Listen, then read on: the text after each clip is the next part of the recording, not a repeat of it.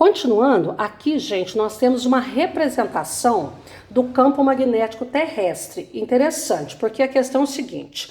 Vamos imaginar que isso aqui, a Terra, ela é um grande ímã, né? Então, aqui é o polo norte geográfico e aqui é o polo sul geográfico da Terra. Norte geográfico, sul geográfico. O que nós falamos agora mesmo?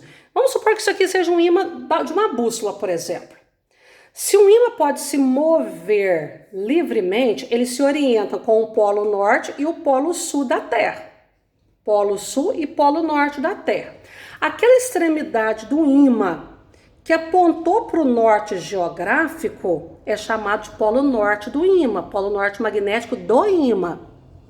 Aquela extremidade que apontou para o sul geográfico da Terra é o polo sul do ímã. Então, quando a gente compra ímãs, em algumas lojas que vendem ímãs, já vem pintado, geralmente o norte de vermelho e o sul de azul. Então, a gente já sabe direitinho, naquele ímã, quem que é o polo norte, quem que é o polo sul. Por que eles fizeram isso? Porque aquela extremidade que apontou para o norte geográfico foi chamada de norte magnético do ímã.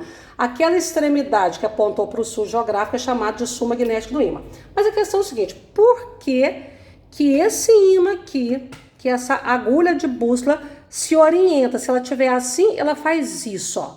Porque em torno da Terra tem um campo magnético. Isso foi descoberto por William Gilbert lá no século XVI, né, há muito tempo atrás, que ele descobriu que a Terra é um ímã, e é um ímã gigante. E como todo ímã, ela também tem seus polos norte e sul magnéticos.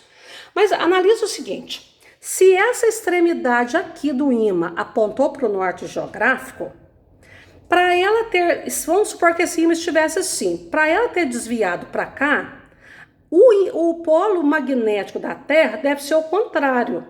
Então, na realidade, é assim, o polo norte geográfico da Terra se comporta como o sul magnético. Por quê?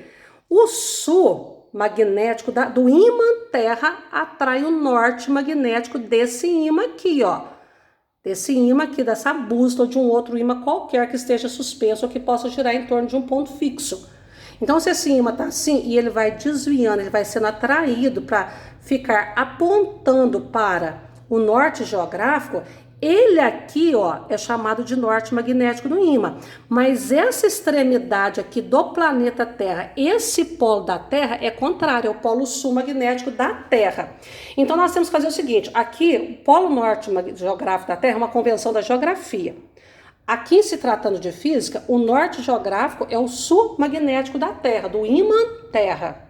Da mesma forma, se essa caneta estava assim, ó, se essa agulha de bússola estava assim, e foi sendo desviada para cá, e aqui, ó, ela apontou para o sul geográfico, e esse polo aqui, então, dessa bússola foi chamada de sul, dessa agulha de bússola foi chamada de sul, é porque aqui, ó, embaixo, essa extremidade, esse polo do ímã Terra era contrário para exercer uma força de atração.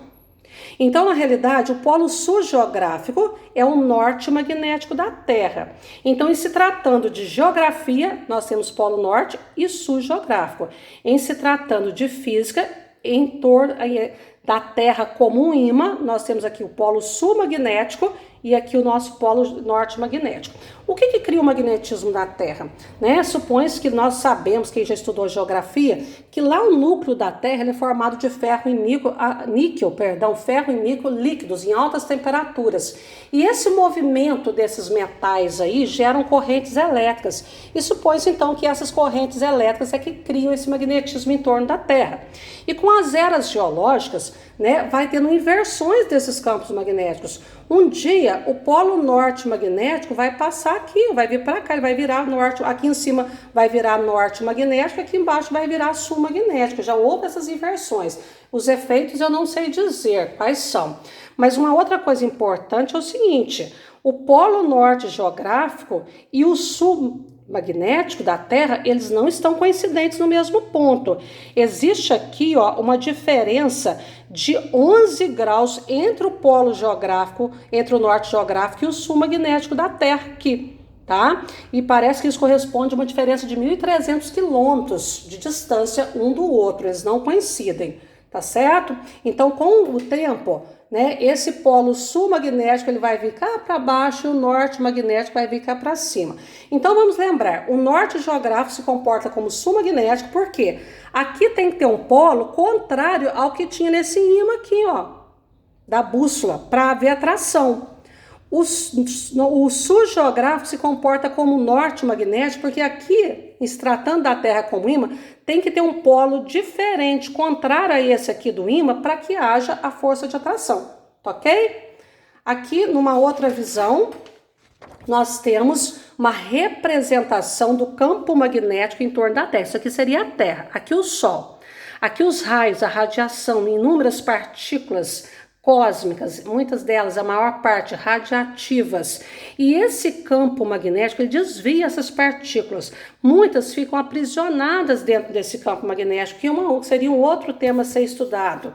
E muitas ainda conseguem penetrar, mas não em quantidade suficiente para nos causar, para impedir que exista vida na Terra, ok? Aqui nós temos uma representação mais forte das linhas de campo em torno do planeta Terra. Nós podemos observar que aqui, ó, nos polos norte geográfico e sul geográfico, norte geográfico é o sul magnético, sul geográfico é o norte magnético. Observe que em todo o ímã, nos polos, o campo magnético ele é mais intenso. Olha a quantidade de linhas de campo que existem aqui. Né? Aqui são os chamados cinturões de Van Allen, muitas partículas ficam aprisionadas aqui dentro desse campo magnético, dentro desses cinturões aí, tá ok, gente? Espero poder ter dado uma noção para vocês de campo magnético e propriedade dos ímãs, tá ok? Tchau, tchau!